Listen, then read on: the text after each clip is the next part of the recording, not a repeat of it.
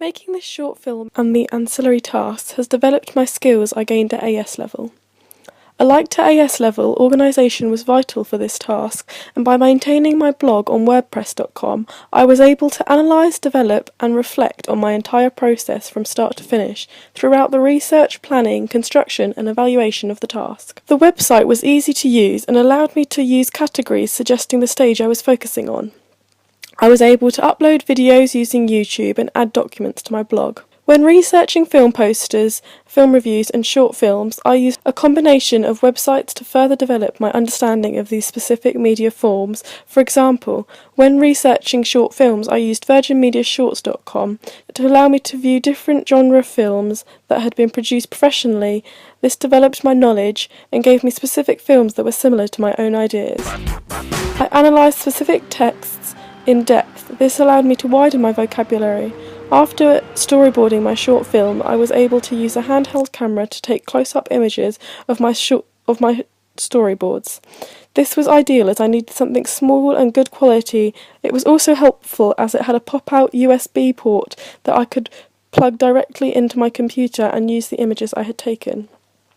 I continued to use iMovie to produce an animatic. iMovie allowed me to drop my footage into place along with adding sound clips quickly in a simple manner. It was ideal to make an animatic as it was an accurate representation of what I should expect for my short film. This was very helpful at this point as it allowed me to assess what locations and shot types I would use. It ensured my timing was accurate as I needed to aim for the 5-minute mark. I was able to think about each sound I would need to record to ensure that my music was effective. When writing a script for my actors, I was able to use scriptbuddy.com to allow me to easily create a new project and give my actors direction. However, as it was a short film that was not very dialogue dependent, it was more about giving directions and explaining the plot to the actor rather than anyone having to learn lines. When filming, I used a camera that was light and easy to transport. It allowed me to watch my footage back in very good quality. A piece of equipment that was vital to filming was the Manfrotto compact tripod, as I could easily adjust it and have any position I wanted to, as well as the joystick head that allowed camera movement to look professional. I used this feature to pan up on the protagonist. After filming, I used Final Cut Pro to edit my short film. Final Cut was very easy to use as I had used it previously many times, as well as when creating my opening sequence last year. The transitions were very helpful as the cross-dissolve transition was vital and effective in the memory sequence. I was able to add effects to many shots to suggest the flashback and how my protagonist was feeling.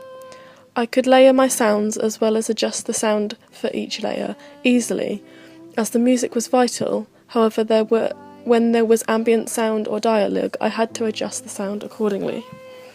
Final Cut also made it very easy to add titles to my short film. When researching film reviews, I used Empire magazines and empireonline.com to gain information about layout and writing styles. When making my film review, I closely followed the Sicario film review layout as it was the most recent edition of the Empire magazine.